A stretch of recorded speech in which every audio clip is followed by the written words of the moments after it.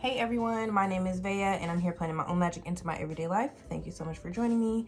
This video is going to be a month of meals planned with me, but I'm going to be using a different planner this year for my monthly meals, which is the Erin Condren Productivity Planner. So if you'd like to see how I set this up and plan for a month of meals, please keep watching.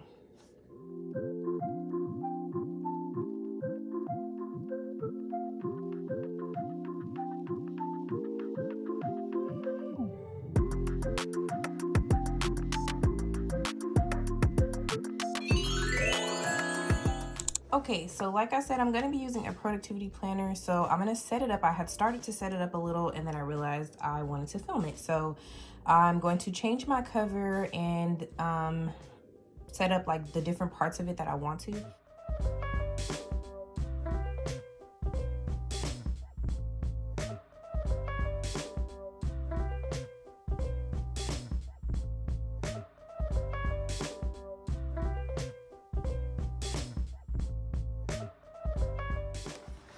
Okay, so I have my cover on here that I want, which is one I created on Erin Condren. I put the tabs on as well. And like I said, the stickers are already in here.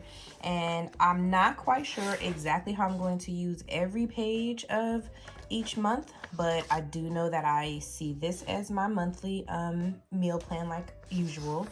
And then this page I thought would be good to like keep inventory, because I do write down my fridge and freezer and pantry inventory, like different meals and stuff that I can make from each thing. So I thought this would be good for that. So instead of saying habits, I whited it out so I can put inventory. And then these pages look like, you know, mini grocery lists to me, like weekly grocery list potentially, or you know, if I'm making a special menu. I like to do a lot of charcuterie boards, so I can write like the charcuterie board that I have in mind and which items I need to get from the store in order to complete that charcuterie board, things like that. And then these are just notes pages. And in my other planner, sometimes I would also plan out menus for different parties or, you know, events that I may be bringing items for a potluck to. I like to write them down and write out the ingredients and things that I'm going to use. So I think this will work really well for that. So now I'm just going to go into what I normally do, which is my monthly meal planning.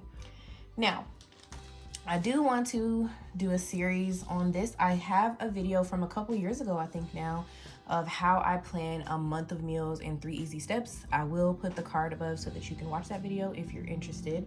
I have a spring and summer version and a fall and winter version of essentially all of our meals for an entire month, and then we just repeat it every month.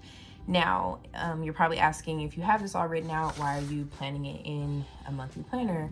That is actually because even though, sorry, there's a car.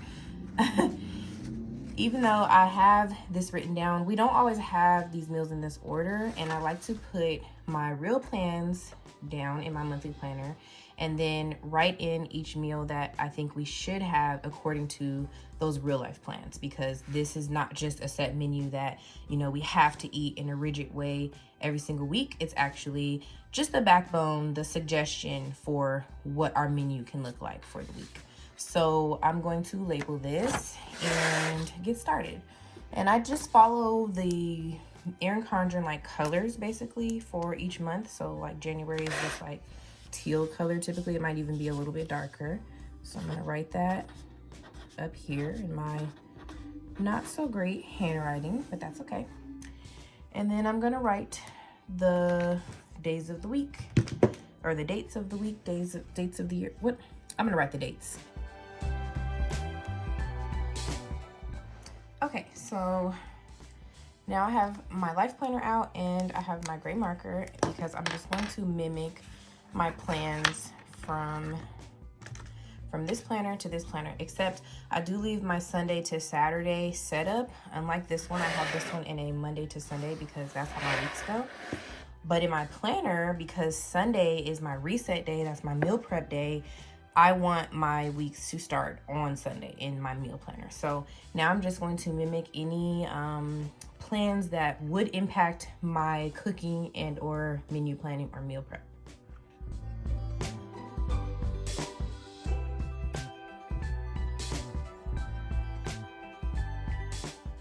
Okay, so the next thing that I'm going to do is get out my colored tends to match my month of meals.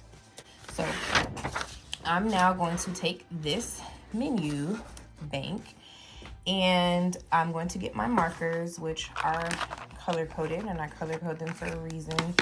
So red and yeah, green, and then I think I had yellow and blue and purple. Okay, so I'm gonna go ahead now, and Sunday is for soul food. So these are the days that I would make a soul food dinner, typically, depending on, you know, what's going on. So for New Year's, I plan on making an oxtail or red beans and rice dinner. So I'm gonna call it a red beans and rice dinner because I typically want certain items with that, like either fried catfish or fried chicken. So I will know that red beans and rice means that specific dinner.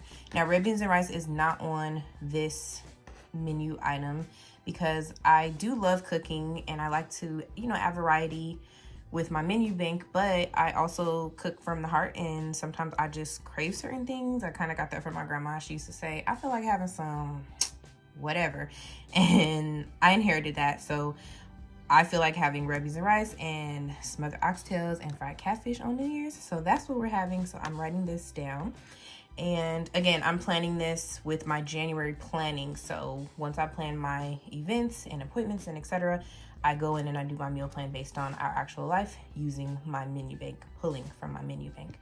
And so I also like to either go straight down or all the way across.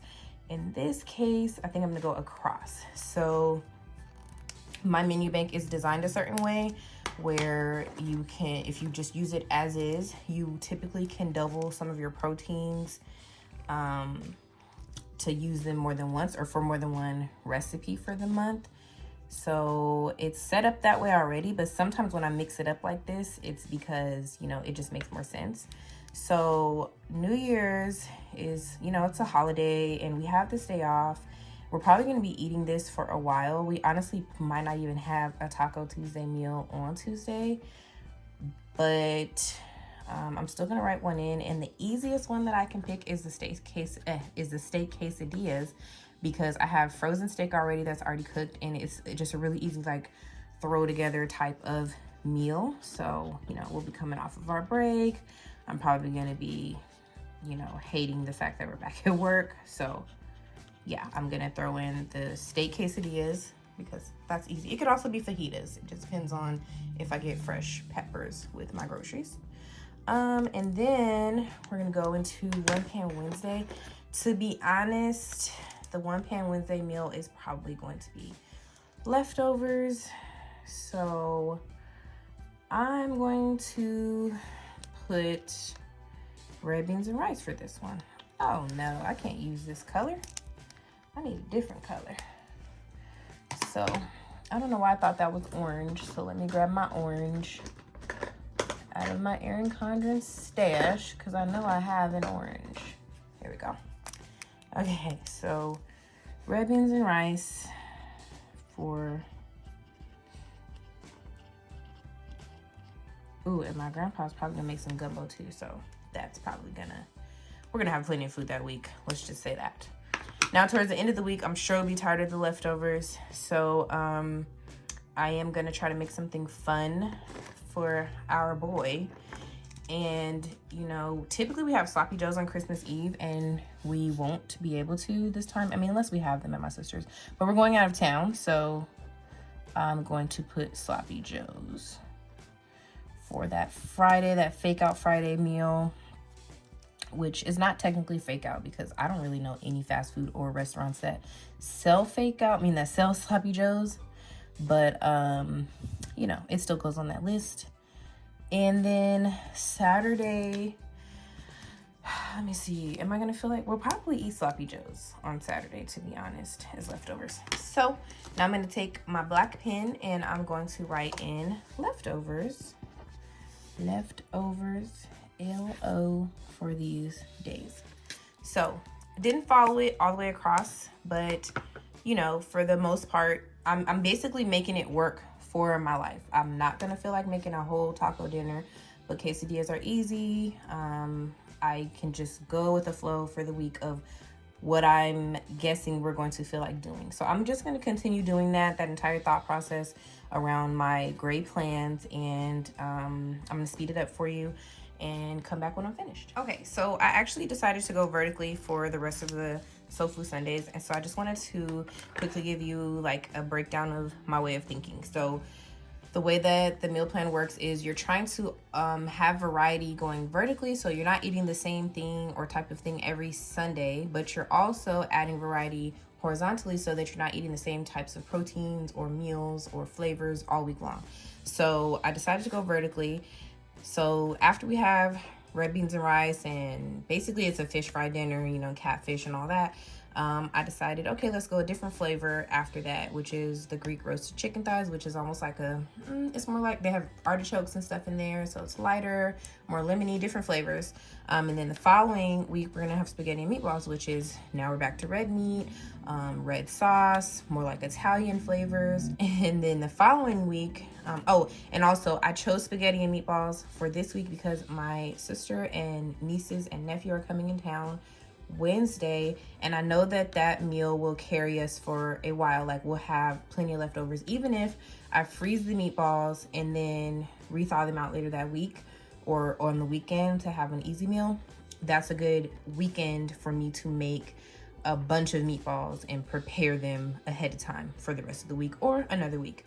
And then the following week is chicken pot pie. I'm not sure if my sister eats chicken pot pie, but even if, you know, they don't eat chicken pot pie, this is an easy recipe that I can throw together because the peas and carrots are frozen, the potatoes are frozen, I have frozen rotisserie chicken, and I have frozen pie crust. So all I literally have to do is semi-thaw everything out, throw it in the pot pie, and make the gravy and put it in the pot pie to bake. So easy meal after having family in town, you know, for almost a week or half a week.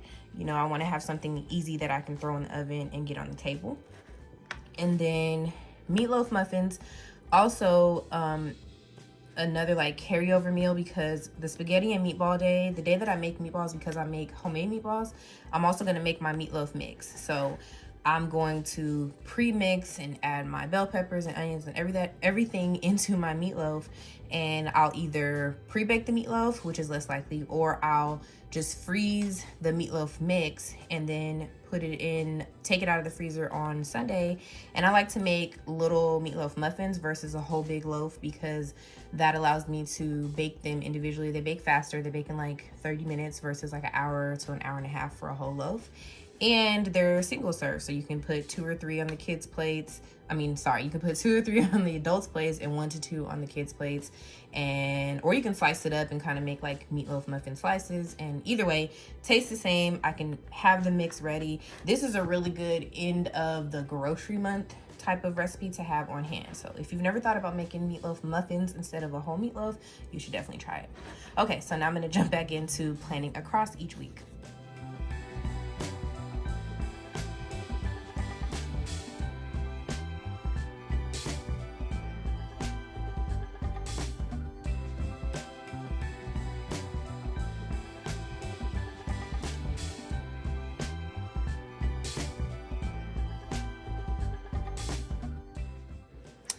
Okay, so here's my final January menu plan. Oh, let me write in my leftover little things.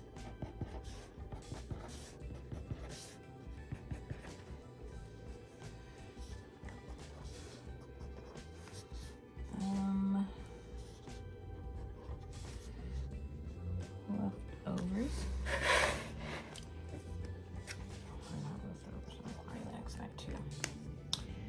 Okay, so it got a little tricky as I got to the week of my sister and nieces and nephew being here.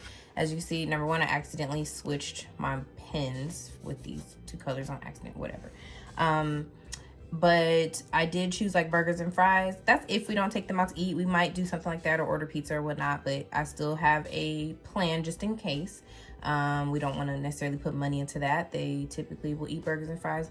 My niece doesn't, or is my nephew? One of them don't eat red meat, so I also have like chicken fingers or something on deck for them. I always keep stuff like that in the freezer for kids when they come over. But you know, this is the gist of the night. Also, I had changed this because I did have our salad dressing pasta here for One Pan Wednesday, but I realized we're having a pasta bar later that week for my sister's birthday party, so we probably weren't going to want to do that. So I decided to switch this out to the pork tenderloin recipe based on my menu bank and put the pasta bar for Saturday. And everything else was pretty typical. We're gonna go see the Tournament of Kings at the Excalibur, me and my wife and our son, and they serve dinner at that show, so that's why I put the little blue, you know, thingies around that night, that event, because we're eating dinner there. And anytime, you know, we're having dinner at the place, that's why it's really important for me to add my actual plans onto this planner. So I don't plan to cook or make a meal that we don't actually need, or, you know, we may need a different type of meal. So that is my plan for the month. And now I'm going to set up the inventory page. Okay, so this is probably going to be something that takes more than, you know, the time that I would have just sitting down here with you guys and just talking about it, because I would take this to like my deep freezer and write down certain things and what's in here. So if you're not following me on Instagram, go ahead and check out my page and hit the follow button so that you can see the pictures that I'll most likely post about this, because I typically write down like basically everything I have. Sometimes I write down what I have and how many meals, which is where I got this from, but I'm not exactly sure how I'm going to use it, and I won't be sure sitting here at my desk. I'm going to go you know, to my deep freezer and check that out. It wouldn't be me if I didn't go make some stickers, so I just put these together in my Cricut, and now I'm going to go ahead and use them. So I whited out what I didn't want anymore, and typically I make these on matte white paper, but I ran out, so I'm just using my matte clear sticker paper until I get some more white, and I'll use white for the next month and so on and so forth. So I'm just going to do this and try to get it on straight.